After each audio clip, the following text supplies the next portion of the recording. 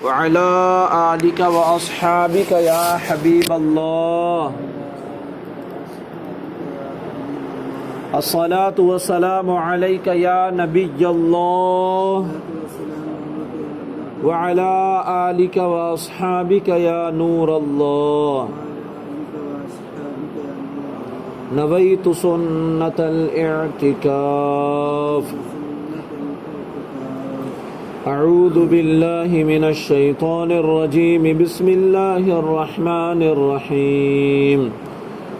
والذين إذا فعلوا فاحشة أو ظلموا أنفسهم ذكروا الله فاستغفروا لذنوبهم ومن يغفر الذنوب إلا الله ولم يصروا على ما فعلوا وهم يعلمون. أولئك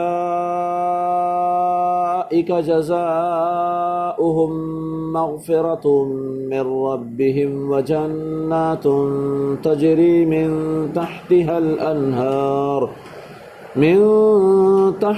الأنهار خالدين فيها ونعم أجر العاملين. صدق اللہ العظیم. اللہ پاک کلام مقدس میں ارشاد فرماتا ہے، اور وہ لوگ کہ جب کسی بے حیائی کا ارتکاب کر لیں یا اپنی جانوں پر ظلم کر لیں تو اللہ کو یاد کر کے اپنے گناہوں کی معافی مانگیں، اور اللہ کے علاوہ کون گناہوں کو معاف کر سکتا ہے. اور یہ لوگ جان بوجھ کر اپنے برے اعمال پر اصرار نہ کریں. یہ وہ لوگ ہیں جن کا بدلہ ان کے رب کی طرف سے بخشش ہے، اور وہ جنتیں ہیں جن کے نیچے نہریں جاری ہیں. یہ لوگ ہمیشہ ان جنتوں میں رہیں گے. اور نیک اعمال کرنے والوں کا کتنا اچھا بدلہ ہے.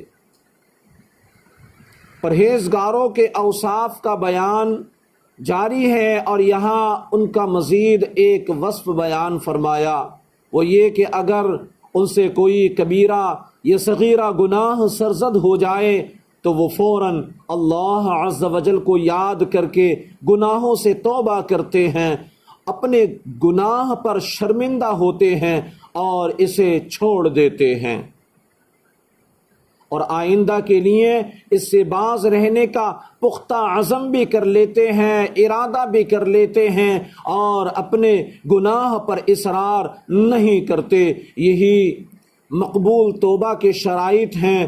اس آیت کا شان نزول یہ ہے کہ تیہان نامی ایک کھجور فروش کے پاس ایک حسین عورت کھجوریں خریدنے آئی. دکاندار نے کہا کہ یہ کھجوریں اچھی نہیں ہیں، بہترین کھجوریں گھر میں ہیں. یہ کہہ کر اس عورت کو گھر لے گیا، اور وہاں جا کر اس کا بوسہ لیا اور اسے اپنے ساتھ چمٹا لیا.